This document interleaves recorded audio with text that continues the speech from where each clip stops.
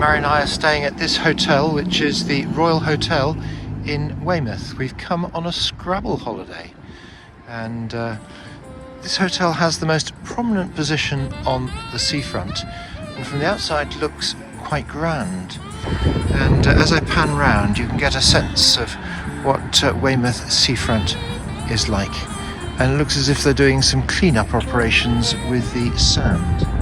But it's a very nice promenade. The foundation stone of the Royal Hotel Weymouth was laid on the 22nd of April AD 1897, the Diamond Jubilee year of the reign of Her Most Gracious Majesty Queen Victoria. The harbour at Weymouth in the late evening sunshine, and a few little fishing boats around, some traffic, and since I last came to these parts, a lot of it has been modernised on the seafront, and this part of Weymouth is looking a lot better, though one has to say that walking up and down the shops, it doesn't look particularly prosperous. One of the nice features of Weymouth are these beautiful bow windows. Here we can see the Custom House Cafe, which is looking rather nice.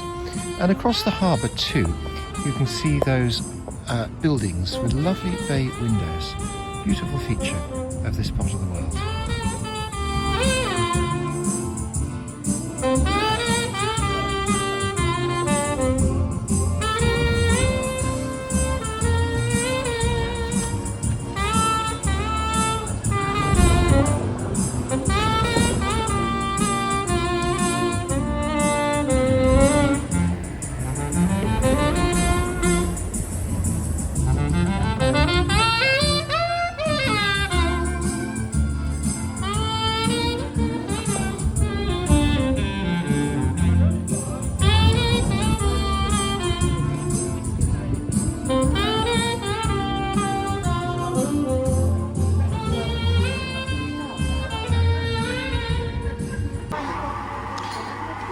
The Horse with the Red Umbrella, a lovely cafe in Dorchester that we've frequented often.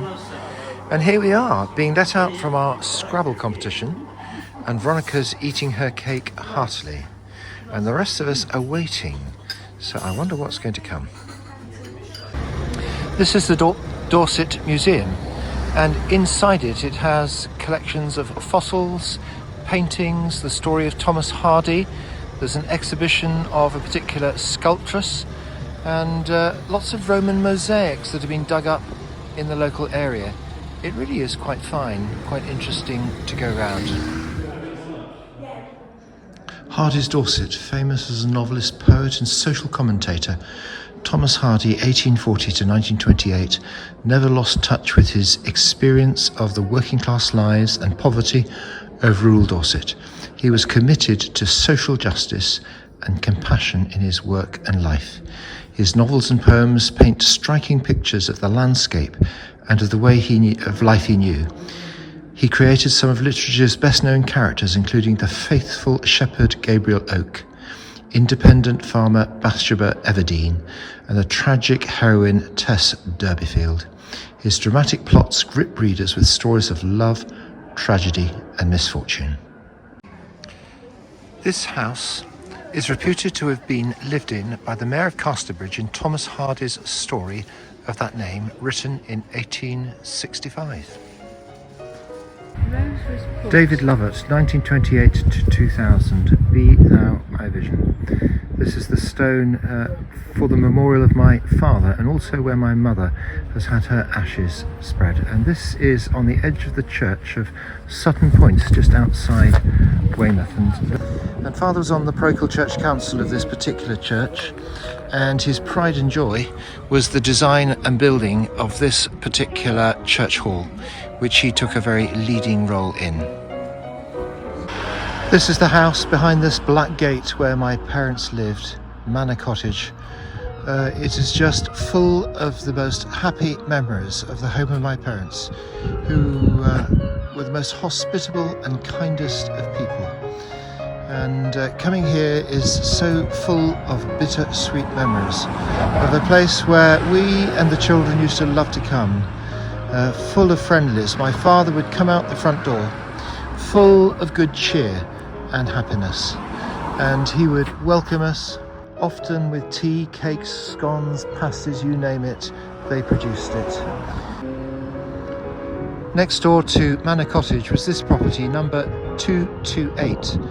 And this is where my mother lived after my father passed away. A little cottage right on the main road. But she was happy there, not somewhere where she could remain for all of her days. The Church of St Andrew's, Sutton Points. This is the church that my parents worshipped at. Middle of the road Anglican, but they were very happy here, and they were very much part of the church family here. And the church garden seems nicely maintained, and a happy place for them to come, and us years later. And it was about here where I stood when I gave the eulogy for William David Lovett on something like the 21st of June in the year 2000. He never lived to see the terrors of 9/11 and all the bad things that happened. We were sad at his early passing at the age of almost 72, but in some ways it could have been seen as a mercy. To the grateful inhabitants, to George III, on his entering the 50th year of his reign, J. Hamilton, architect. Despite being here many times before, I've never noticed this. Gloucester Lodge, built circa 1780, King George III's summer residence, 1789 to 1805, later altered and enlarged.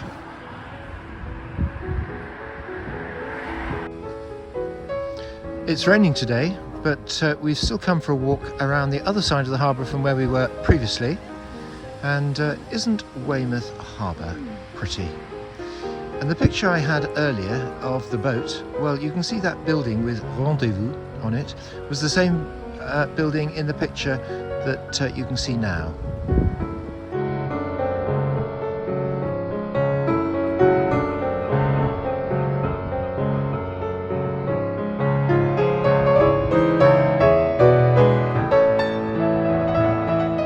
At the beginning of 1645, the important strategic port of Weymouth was under parliamentary command.